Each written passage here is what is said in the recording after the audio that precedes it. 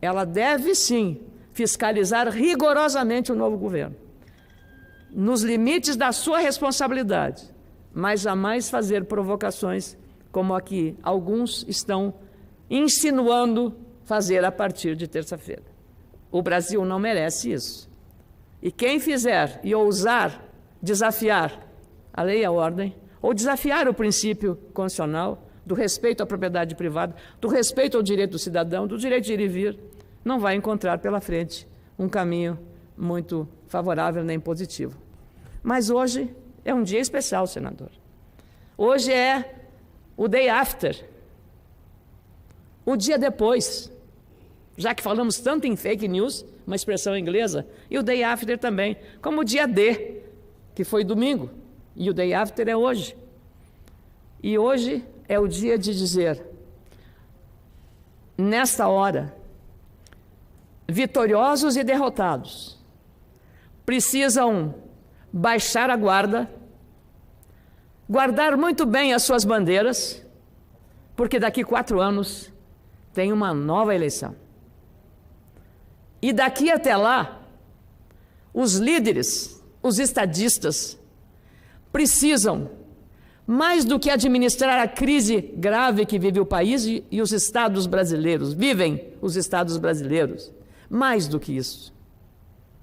Não é apenas administrar a crise fiscal da União, a crise fiscal dos estados, que é o desequilíbrio das contas públicas. As economias dos estados e do país até anda por si, pujança em vários setores. Mas as finanças do Estado brasileiro, seja do município, seja do Estado na União, a crise federativa é aguda. E o líder que emergiu das urnas, consagrado pelo voto direto, precisa assumir a condução de liderança para novos tempos. Esquecer que estamos entrando num terceiro turno de eleição. Nós encerramos a campanha eleitoral no domingo, após a revelação dos resultados pela Justiça Eleitoral. Agora são novos tempos. E o estadista que tiver a capacidade de, não só o vitorioso, também não olhar o retrovisor daquilo que considerou injustiças praticadas, dos ataques do adversário, das críticas mais duras da imprensa, não olhe o retrovisor. Olhe para frente. Pode até olhar para os lados, mas para frente é muito melhor. E o horizonte é um horizonte que sinaliza para muitas necessidades, mas a maior delas é de paz, concórdia, tolerância. Tolerância, respeito às diferenças, sejam elas religiosas, sejam elas de partidos políticos, sejam elas de gênero, sejam elas até esportivas. Tolerância, respeito. Precisamos esquecer que a campanha existiu. E se nós ficarmos ainda olhando o retrovisor, não avançamos um passo na direção da construção de um país que queremos melhor. Se Fernando Haddad, omitiu ontem, e eu o ouvi com muita atenção, o reconhecimento, a vitória de Bolsonaro, e deixou um vazio enorme e uma oportunidade perdida de ali demonstrar grandeza. De ter dito, cumprimento o adversário, mesmo que na campanha muitas coisas inadequadas tivessem sido ditas, mas elas foram ditas de parte a parte. E com grandeza poderia ter dito e reconhecido a vitória do adversário. 10 milhões de votos de diferença não é uma diferença apertada. Apertada poderia ter sido de Aécio em 2014 com Dilma Rousseff, que foi 3 milhões de votos. 10 milhões de votos. É preciso respeitar não apenas quem saiu vitorioso, mas mais do que isso, respeitar os milhões de votos, os 57 milhões de votos dos eleitores. O eleitor é o senhor da sua vontade. E esta palavra de respeito ao eleitor que foi votar livremente, de norte a sul, de leste a oeste do Brasil. A este eleitor é que a palavra do derrotado deveria ser dirigida tanto quanto do vitorioso. Este vazio deixado ontem na mensagem de Fernando Haddad foi preenchida com 3 linhas no dia de hoje, no seu Twitter, na sua rede social. Ele escreveu: Presidente Jair Bolsonaro, desejo-lhe sucesso. Nosso país merece o melhor. Escrevo essa mensagem hoje, de coração leve, com sinceridade, para que ela estimule o melhor de todos nós. Boa sorte. Parabéns, Haddad. Mas na política, não basta apenas um gesto certo. O gesto também, na política, tem um símbolo, a hora certa. Mas você preencheu o vazio de ontem na omissão a reconhecer o vitorioso, mas a também não lembrar que 57 milhões de brasileiros e brasileiras votaram nele. Mas essa mensagem, ao meu juízo modesto, preencheu aquele vazio e eu espero e confio na sua sinceridade. Claro, quem está na oposição perdeu a eleição, é minoria. E assim como o vitorioso, que fez 57 milhões de votos, Vossa Excelência, Fernando Haddad, 47 milhões de votos, precisam ter um diálogo respeitoso em nome do Brasil, não em nome dos seus respectivos partidos. O Brasil é maior do que os 2 partidos. O Brasil é maior do que as figuras que encarnam a liderança de 2 projetos antagônicos. E é exatamente na sua sinceridade que eu acredito, Fernando Haddad, na mensagem do seu Twitter no dia de hoje. A oposição não pode botar fogo no circo, não pode, aproveitando de uma situação dessa de radicalização, esse clima, imaginar que os 47 milhões de votos são todos da esquerda, são todos do PT ou são todos de partidos de esquerda. Não. Há muito voto aqui que é de gente que não tem partido e não gosta de partido político.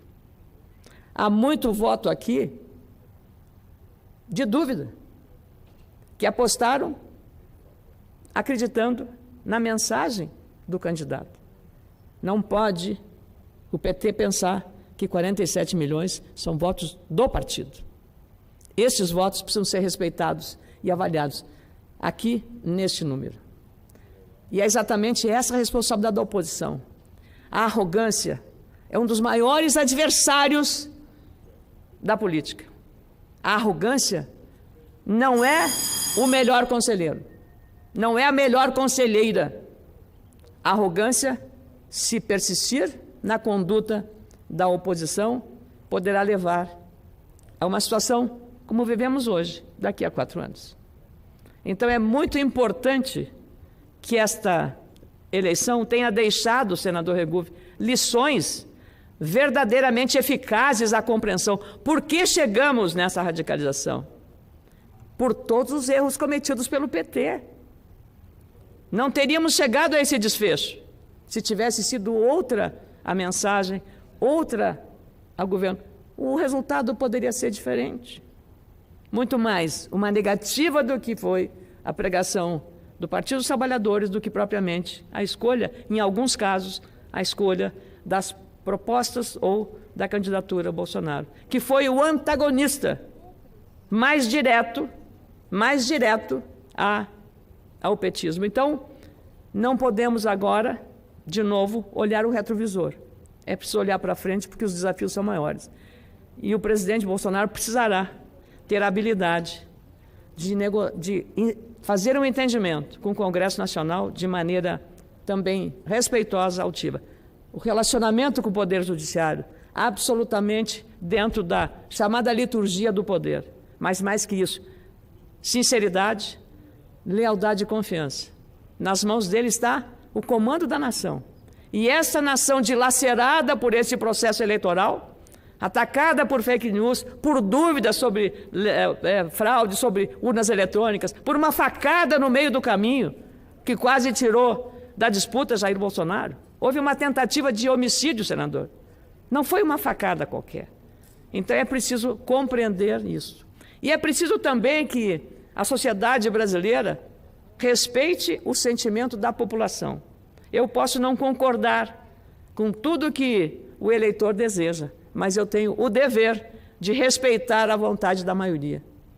Esta é a única atitude que precisamos ter nesse momento, de tantos desafios, de tantas carências, com 13 milhões de pessoas desempregadas, com o Estado falido do ponto de vista de oferecer para o cidadão serviços de qualidade.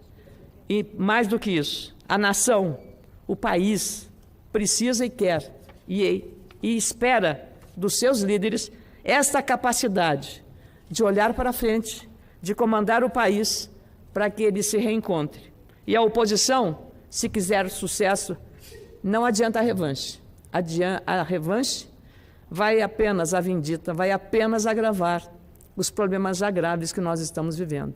Não é o confronto que vai resolver os nossos problemas. Não é apagando o incêndio com gasolina.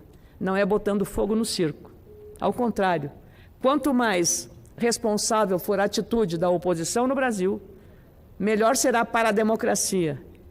Ela deve, sim, fiscalizar rigorosamente o novo governo, nos limites da sua responsabilidade, mas jamais fazer provocações como a que alguns estão insinuando fazer a partir de terça-feira. O Brasil não merece isso.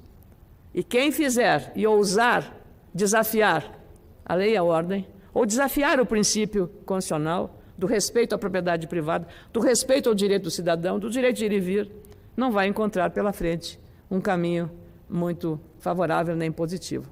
É preciso, por isso, muito juízo, muita moderação, muito equilíbrio e respeitar essa diferença de 10 milhões de votos. É preciso respeitar o que a urna decidiu, e a urna e o voto do eleitor e da eleitora é soberano, é individual, é solitário,